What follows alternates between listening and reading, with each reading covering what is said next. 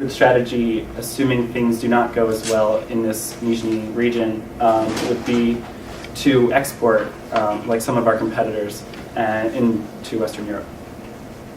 Thermovic will be offered at a lower price than gas tanks and offered at a residential price and commercial price. In a residential price, Thermovic will be available in a weekly subscription priced at 1,900 rubles and a monthly subscription priced at 3,500 rubles.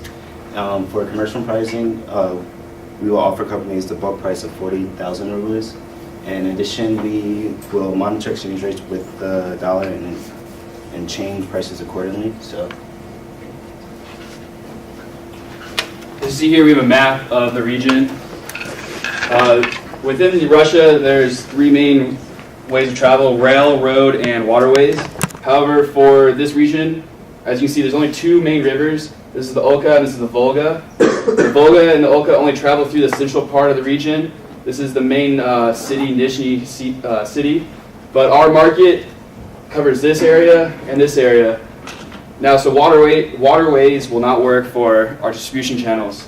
Neither would rail, because rail is centrally located along this Volga as it goes through Russia. And then the only metro system itself is in the city. So our main way to distribute our product will be through the M7 highway, which is also part of the E22, the European highway, which goes east to west through the Nizhny region, or the P159, which goes from the city up through the north into other regions of the country. We have to do direct customer deliveries because in the only city that the retail centers exist, as I said again, is the Nizhny region. However, there's a mega and a metro. Those are the two main retail centers. There are planned areas to be, a planned area is the Arzumas, and then also Urim. These two cities are planned to have large retail centers newly developed in the coming years. Yes. So then we have our advertising. For advertising, we decided to do a pool strategy. We have a pool strategy because there's easy access to media. Over 95% of the households in this region or in Russia have color TVs. So using commercials, color television will be beneficial to us as we show our coloring, our colors used in our product, as you saw at the beginning, are environmentally friendly and show, pizzazz. Then you have our text messaging ordering system, which will be highly advertised, a way to order and have subscriptions for our product. We're going to do outdoor advertisements with such as billboards in the cities and that. And then for a clever little advertising thing, we decided to do themed metro cars in the city itself. These metro cars you can buy out. They have Target does it as well. You can buy out a car and then you can put your logo on it and whatever you want to talk about. So that's what we're going to do as well. So for promotion, Peter had mentioned our subscription-based revenue model. So part of that is it's sustainable and we'll have renewable revenue streams. Our referral program we think will be really good to get more clients as far as word-of-mouth marketing.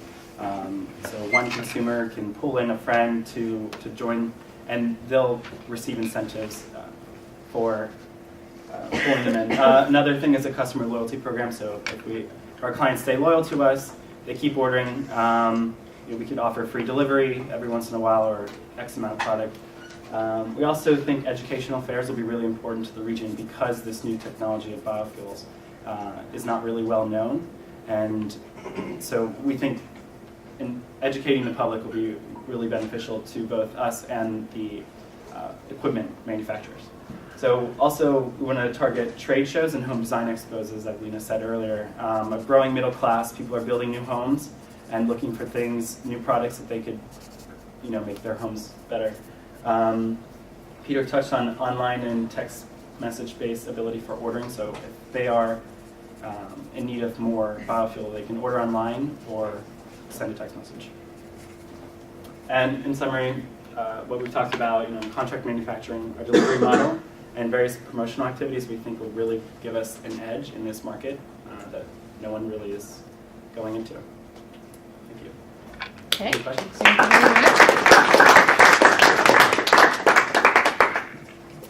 This is the product. You can see, but Any questions?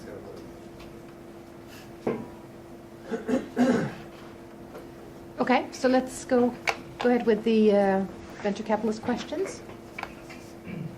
It's fine. You guys can have that. Can you, Yes.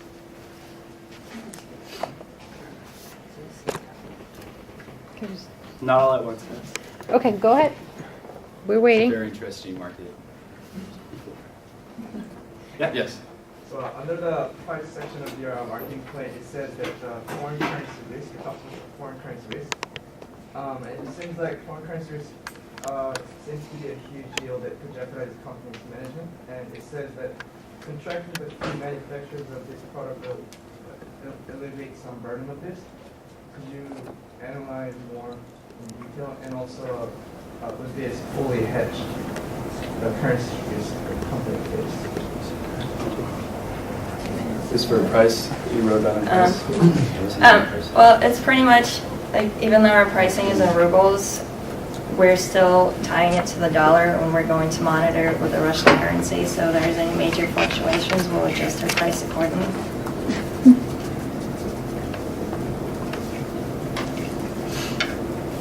Any other questions? Does that make sense?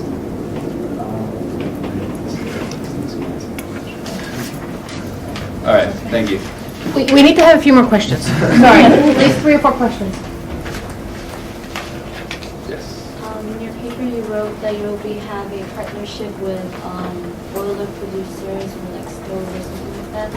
So, what would that partnership be shaped in detail? And what kind of advantages would that offer to consumers and both to your company? Yeah, we want to work with, we ideally partner with the premium stove and boiler manufacturers because our product, we're trying to give a premium image based on our delivery model. So we think, I had said not many people in the region know about this type of technology. So developing a partnership will both, like getting the word out, will be beneficial to both because the more stoves that are sold, the more product for us we get to sell. So same goes for them. But you can also use it in regular fireplaces and existing devices that you have, but it will maximize the efficiency if you get the appropriate boilers and stoves. Do you think people might be hesitant to use the artificial logs mainly because, like, for cooking, for instance, they might think it's not natural or... Well, it comes from a mill, so it's natural itself because it's just, imagine you cut a piece of wood, everything that falls off is just collected and that's where the briquette is. Yeah, it's like compressed It's, salt. that's why it's very, yeah. Perfect. So, And it releases no smoke like for barbecues when you're cooking, so I that, have my money. and almost no ash. So you have to maintain it less, no cleaning. all right. Okay, no more questions? Thank you.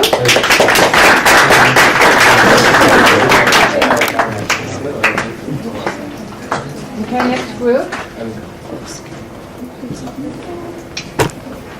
So, are we still waiting, I guess?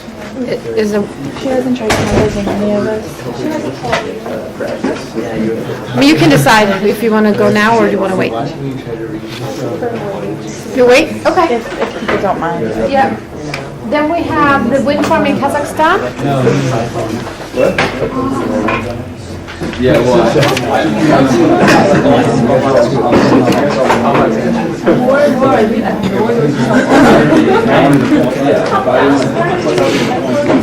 It's cool if we use our phone instead of a note card, right? I mean, it's virtually the same thing. Yeah, it's virtually the same thing. I mean, you would do the same, wouldn't you? Just professional, small, black, out of the way. I'm not going to look at it that much. And wait, do you want to stand there or there? I don't know what you feel about. I think over here is better. Just so then there's less of like a shuffle across the...